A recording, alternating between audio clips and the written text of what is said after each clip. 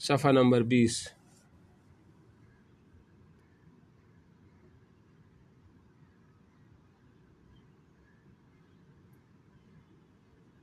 پڑھوں؟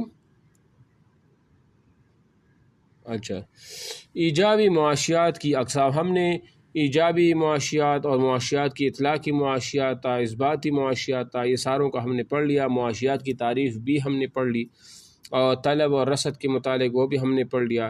اب ہم ایجابی معاشیات کی اقسام پڑھیں گے، جو کہ تقسیم ہے دو حصوں میں، جزوی معاشیات اور کلی معاشیات۔ جزوی معاشیات کے نام سے پتہ چل جاتا ہے کہ یہ جزوی معاشیات کا مطلب یہ ہوتا ہے کہ وہ محدود سطح پر ایک معاشیات ہو، لین دین ہو، اور کلی معاشیات وہ ایک ملکی سطح پر، انٹرنیشنل سطح پر جو معاشیات ہوتا ہے ان کا تعلق اس کے ساتھ ہوتا ہے۔ اب ہم پڑھیں گے کہ جزوی معاشیات کیا ہے۔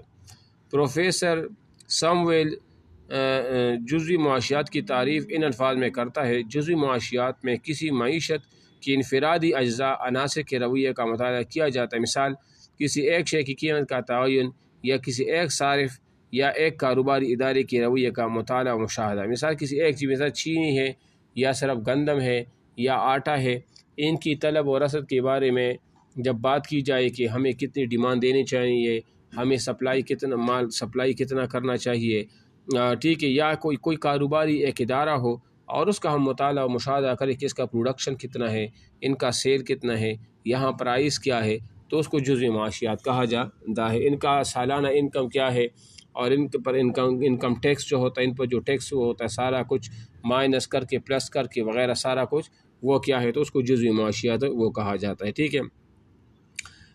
جزوی معاشیات میں معاشی نظام کو چھوٹی چھوٹی اکائیوں میں تقسیم کر لیا جاتا ہے، اور پھر ہر اکائی کا انفرادی طور پر تجزیہ کیا جاتا ہے۔ مثلا اشیاء کی قیمتوں کا مطالعہ کرنا ہے تو بجائے ملک کی اشیاء کی مجموعی قیمتوں کا مطالعہ کرنے کے مختلف اشیاء، مثلا چاول، روٹی، گھی، چینی، گندم وغیرہ کی قیمتوں کو علیحدہ زیر بحث لایا جائے۔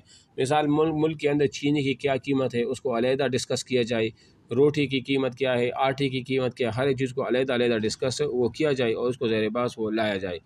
اس طرح اشیاء کی طلب اور رسد، یعنی اشیاء کی مطلب ہمیں کتنا ڈیمانڈ دینا چاہیے، ہمیں رسد مطلب سپلائی کتنی کرنی چاہیے، پر بحث کرتے وقت ملک کی مجموعی طلب اور رسد پر بحث لاتے وقت ملکی یا قومی آمدنی پر بحث کرنے کے بجائے مختلف صنعتوں، اداروں اور افراد کی آمدنی کا انفرادی جائزہ وہ لیا جائے گا۔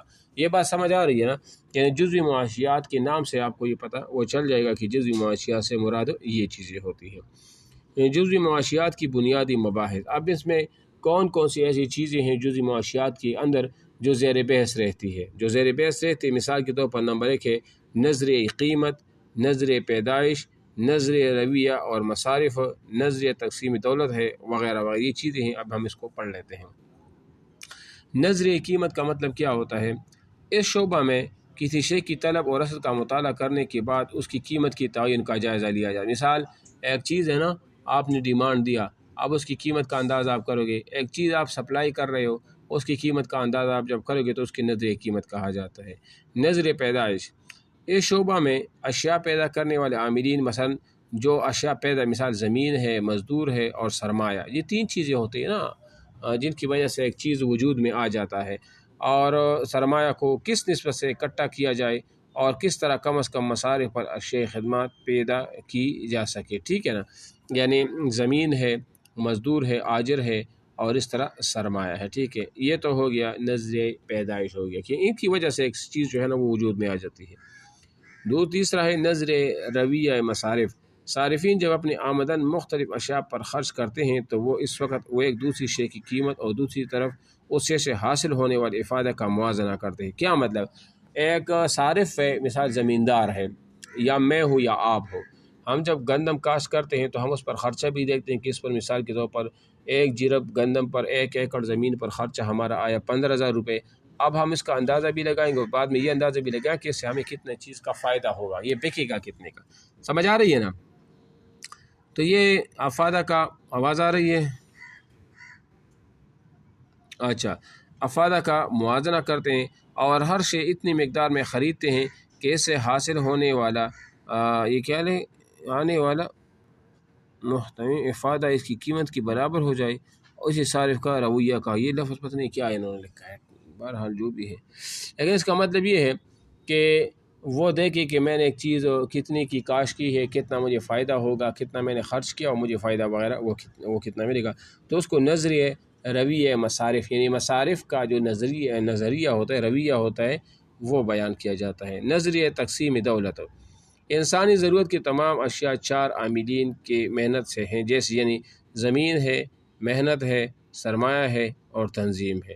چنانچہ جزوی معاشیات کے اس حصے میں یہ کیا لکھا ہے آگے، اس مسئلے سے بحث کی جاتی ہے کہ عاملین پیدائش کی معاوضہ کی شرح کس طرح مقرر ہوتی ہے اور اسے تقسیم، اور اسے یہ آگے کیا لکھے، آپ ادھر مٹا ہوا ہے نا.